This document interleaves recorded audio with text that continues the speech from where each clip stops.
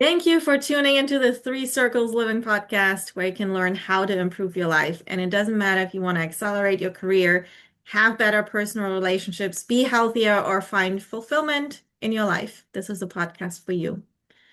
If you like it, please feel free to share it. We would love that. Connect it to the people that should hear the message. And if you want to get in contact with us, you can also do that. We will respond, I promise. But today we're gonna continue to uncover the missing link to productivity, and we're gonna call it this part two today. Um, Productivity, I think in the last episode we talked about productivity is not about doing more. It's really about doing what matters and doing that consistently. And with that consistency, then it creates that credibility, it creates momentum, and it also creates opportunity. I think that was one of the things that we talked a little bit about last episode. And I want to jump back into that, especially in relation to the credibility curve, how that plays a role and why it's so important.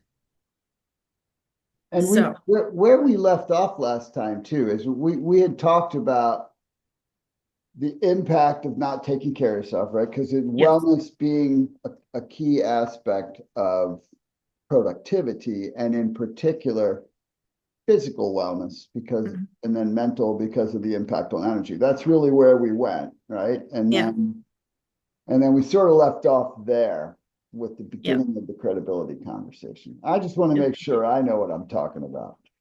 Yes, that you're exactly right. So I wanna you have this I always love when you talk about the credibility curve too, because to me it's still like not a foreign object. It's not the right word, but it's abstract to me, right? Um so I would love to hear it from you, and I know I have a few thoughts on that as well, like how it impacts it, because I have seen it in my personal life. But let's start there.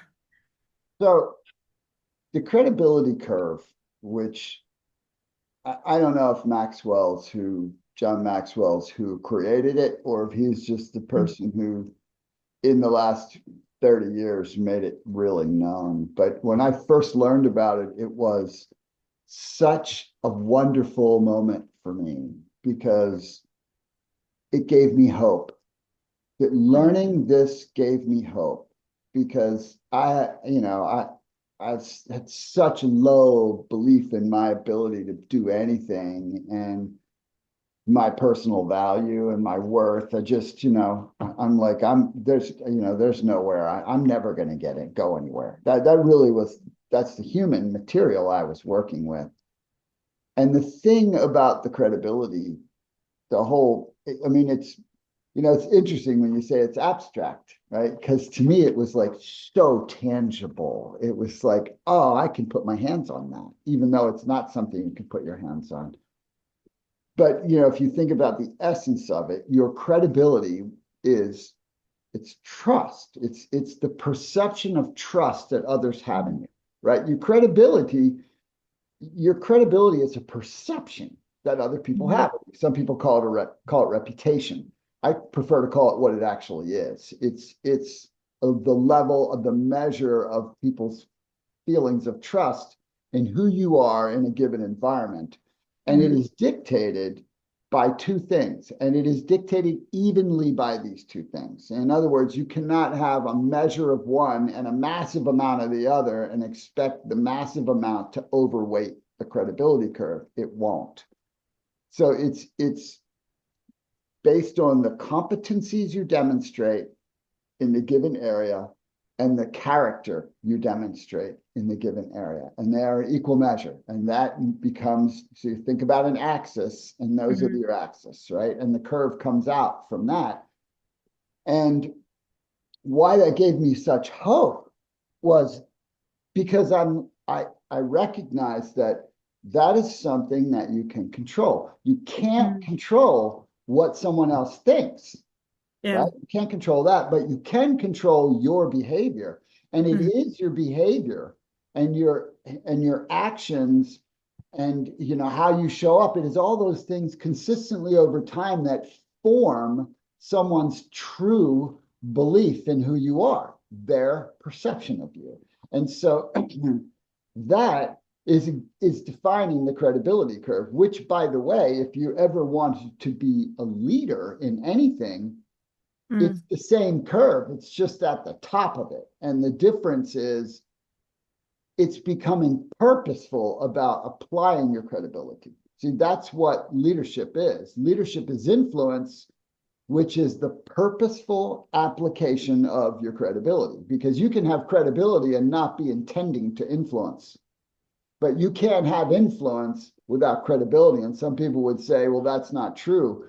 You could have power and that is influence. That is actually true, but that is not sustainable influence. If you are only influential in someone's life because you have power over them, over time they will find a way to remove that, or they will mhm, remove themselves, because no one wants to feel small. And that's how you will make people feel. And so mm, the only people you will keep around you are people that are too scared to walk away from you, which are not the kind of people you're going to be able to yeah, empower to go anywhere. So I know that was a little bit more than someone would want to hear on that, but that's what the credibility curve is. yeah, And so if you consider it, we're talking about productivity. And so that's really the next question, right? Is what does that got to do with productivity? So what do you yeah. think that has to do with productivity, Chris? I knew you were going to ask me that, and I'm trying to make sense of it as I'm going through it. But let me th think out loud here, right? And let me walk through this, because in when I look at credibility, it's what you said, the behavior, like it's showing up, it's being consistent, it's following through on the things that you say you were gonna do, it's being reliable, right? Being somebody that people can trust and count on, I guess. You And to don't, deliver, right? And deliver, right? yeah, So everything you just said falls in the character realm. You still yes, have to execute at a competent level, right? You yeah, still have to do that, right? You have to have yeah, skills. You got to build skills too. yeah, exactly. So that combined with the skills, um, I feel like in my head, and I cannot say it right. You're gonna help me with here with that. Um, but to me, it makes sense. Like when you're showing up, when you have all the behavior traits, when you you also learn the skills because you have those behavior traits. So you're gonna be when you're reliable, you're gonna be reliable to make sure that you can do what you say you can do, um, which then gives you that productivity because you're not running into a lot of issues. It's almost like it's like a smooth path for you. Like that's how I'm thinking about it.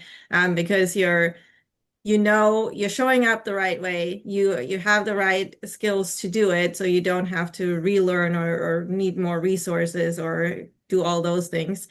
Um, yeah, that's where I'm at. Okay. So then the next layer of this is what's what does the wellness piece and the health piece have to do with productivity in relation to the credibility curve, right? Mm, Because if you look at the credibility curve, it is a perception, right? Someone perceives that you are credible, that you're capable, that you're a good person until you prove otherwise. And in many cases, if you think about it, credibility is hard earned. Nobody walks in a room and gets credibility, right? It doesn't happen. And you can't say to someone, hey, I'm credible, right? You can't do that. Well, I mean, you can, but nobody who's got any wisdom at all is going to listen to you. Matter of fact, that's going to be a red flag. You just have to be that, right? You have to be that. And so while immediately not taking care of yourself may not so much affect your direct credibility immediately because your productivity won't go down right away, sustainably it will show up, right? So it'll start to show up character wise because you'll be irritable, you won't treat people well, you won't communicate well. Those all reflect character. And mm, certainly your competency will decline, right? You'll never over deliver, right? mhm, So productivity wise, you might look okay, but where it's going to massively affect you is productivity over a long span because it will begin to mitigate opportunities you get. See, the power of credibility is it drives the level of opportunity other humans afford you. Hmm. That's what credibility does, right? So all you have to do is think about you're a team leader in your work, right? If you have a project that's important that you want someone to do that it's which is the ideal way to grow and develop someone in your team, right? Hmm. You are going to pick the one who is the most credible to you, the one who Hmm. has demonstrated to you enough that you believe they can do it. You don't know this, it's a perception. You're going to find out if it's true because you give them the project because they're credible, they're the most credible, so they get the opportunity. Right? That is true in all circles of life, and it is something people don't think about. And it's Yeah. absolutely drives all your opportunities. So the major hole in your productivity boat by not taking care of yourself is you begin to diminish the amount of opportunities that you get and the Hmm. quality of opportunities you get out into time. Does that Yeah. make sense? That makes sense. Like, and it plays again, like because it plays all together. It's so fun when a plan comes together. Um, but it's what you said, the over, it might not affect it short term because you can cover. You can cover with, working more, or you can cover your behavioral traits because they don't see it right away. And because you don't have the energy, like the wellness and health piece of it, they don't necessarily see it right away. They don't see how much you're struggling or dealing with. But it's that really that experience over time, and it's those patterns that you have and that you show, not necessarily what you think you can do or what you mean you can do, but what you're actually doing over a certain period of time. That is what is then influencing the credibility. And that also is influencing everything that you just said with how productive you are and how many opportunities you get to do more. Yes, exactly. And correspondingly, the more visible you are in whatever your current position is, the Hmm. faster you lose credibility because the easier it is to see, right? Because again, everybody looks great. Everybody looks great when things are fine. But if you Yeah. are not doing the things that are proactive in your life to build yourself, right, which is health is one of those, right? It's one of the Hmm. priorities. If you're not doing those things, there's going to come a moment and the more high profile you are, the more visible you are, the more in leadership you are, the sooner this moment is going to come where there's going to be a situation, everybody's eyes are going to be on you, and you are going to fold up like a chair that's got a broken leg because you Yeah. don't have it in you. You just don't Hmm. have it in you. I mean, bottom line is that the connection between your mental health and your physical health is so evident. All you have to do is look at the state of society. Mental health has just ramped up. Mental health issues have ramped up right alongside of physical issues because it's pretty normal. If you don't feel good, you also feel bad in your head. I mean, it's really easy stuff. It's common sense. It's been in that way since there's been humans on the planet. And so that's where you blow your credibility, that's breaking a massive trust. It's like, Hmm. oh my gosh, for 5 years, this person had me duped. They had Hmm. me duped because that's the nature of it. And if you blow a character, if you break a character trust, many times you will never, ever, ever, ever get another chance with someone, right? And that can be as simple as not listening to someone in an important moment. I mean, Hmm. there's so many little things, and it's really easy to go, it's really not fair. It doesn't matter that it's fair. It's not about fair. I mean, it's people, they go into life and they look at you and they're not judging your intention. They're judging your behavior. And it, again, doesn't matter that that's not right. It is what it is. And so you Yeah. have to be conscious of that to navigate it that way. Yeah. And I definitely experienced that, like that health part. I just want to come back to that because I've been there, and a lot of people, if you're listening and you have been dealing with some chronic things, but also when you're in an acute situation, not just chronic, which I actually had last week, and you cannot focus on anything. You cannot focus just on the pain or whatever you're experiencing, and you try everything to feel better in that moment. So you cannot think clearly about all these other things. Whereas when your health is on point, and it might be that minor thing, or that you think is um what should be, like how it should always be, but it makes such a big difference. It's like day and night. It's like a different switch comes on, a different light comes on, that you're on a different level and you can show up on a different level. Well, Um, think about this. Think about your team at work. I mean, if you mhm, think about this, anybody who has a team at work, right? If you have someone that's habitually sick or is dealing with health issues and they can't pull their weight because of it, I mean, you might love them, but you know what? The entire team is being affected. The entire output is being affected because this yeah, person is not taking care of themselves, right?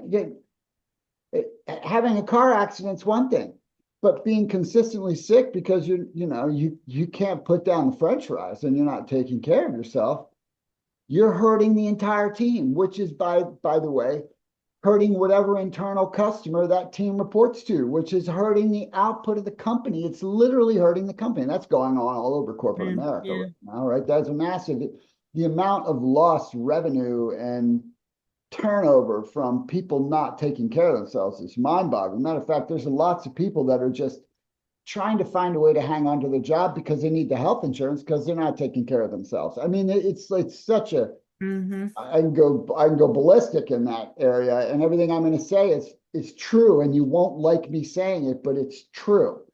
yeah, And again, I don't really care about being popular. I'm going to say the truth, and because it's what people need to address. So that's why we're in the situation we're in. But yeah, it has such a profound effect on opportunities, as opposed to the person who is taking care of themselves and showing up and going the extra mile. They're the ones that people go, man, when the chips were down, she was there. She yeah. showed up. She could put in the time and she had a great attitude. Uh, I mean, it's common sense. Whose trajectory in career is going to be better? Whose trajectory as an entrepreneur is going to be better? Who are going to be saying, "Oh yeah, I definitely want to work with that person," right? That's hmm Yeah, it makes a major difference. And also to your last point, when you feel better and you get asked to do more, it's not the first thing that you think is not going to be, oh, I have to do this too, or that's another thing. Like it's like, yeah, I'm happy to do that because I can. yeah, It's not that much extra work because you already have your foundation that makes it so much easier to do more, and it's efficiently you're doing more, not just doing more to stay busy or to look busy to the outside world, but you're actually way more efficient. And I think I said that last time. Like it's amazing when you're between, like, if you are healthy, and I will always say this because I've experienced that with myself, is like I can do work in 2 hours that had taken me like 8 hours before. yeah, Like it's that difference. yeah. Well, that's a real thing, right? I mean, Yeah. that's the difference between someone who's not taking care of themselves. Their hour's worth 15 minutes of a person who is. That's what it Yeah. is.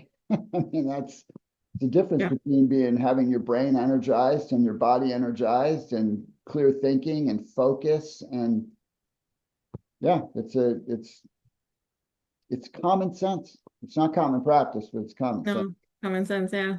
So it's really about productive being efficient, not just actively doing something, but doing it so it gets done in an efficient way. Not being reactive, being proactive, which also is like a whole, it sets you up and it's a different approach of how you do things that again don't make it feel like a burden or an extra thing that you have to do, but more like a yeah, why wouldn't I do that? I can, obviously. Have you ever been in like a super busy restaurant Yeah. and the place is crazy? It's going crazy. And you see one server that's like, looks like their hair is going to spontaneously burst into flames at any moment because they're just chaotically like look like they're going crazy. And then you look at another person and they're just smoothly cruising around and all of their people are taken care of. And you're like, what is the deal? What is the Yeah. difference between these two people? It's the difference between proactive and reactive is the difference. And you know, the key to putting feet, hands and feet to what we're talking about in your life is understanding how to prioritize and then Hmm. prioritizing what matters most. You know, some people think a priority is the thing that's the loudest, that's yelling at you. No, you are the one that decides what a priority is. And what I can promise the audience is if you don't prioritize the things that are important to you, then you will neglect them. And Hmm. anything that you neglect that is important will eventually dominate your life. That's an important word to remember. It will dominate your life. Right? If you don't prioritize your health, at some point, your state of health will dominate your life. It's not that it'll just be inconvenient and you won't feel good. A diagnosis, especially certain diagnosis, dominate your life for the rest of it, or dominate it for a short window that makes your life almost impossible for several years, right? That you know what I'm talking about. Yeah. Same with a relationship. If you don't prioritize your relationship, guess what?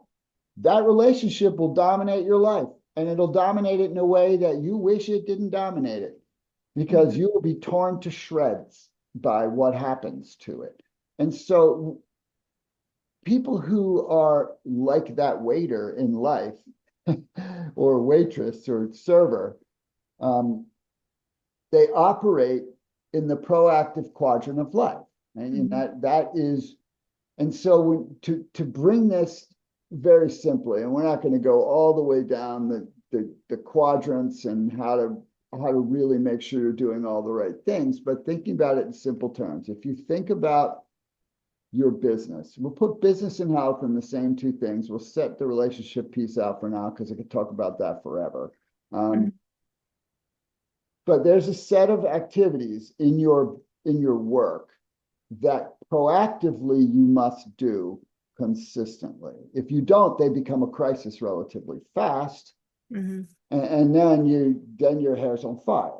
But if you're doing them properly and consistently, playing the long game and doing what you're supposed to do to work the process of your business moves along successfully until someone else does something, or maybe you make a mistake occasionally, but usually it's someone else that you're interdependent on that will screw up your day.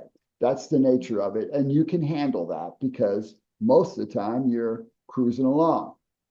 You have to look at taking care of yourself as part of your business essentials. Hmm. It has to be part of your business priorities.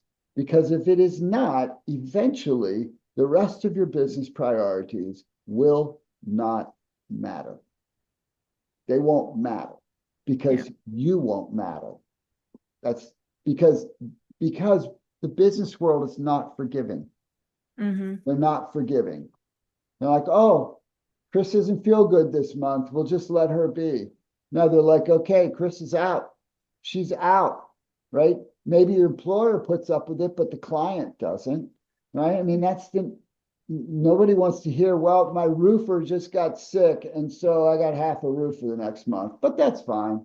You know, no, do you understand what I'm saying? This is the business world's not forgiving, and nor should they be.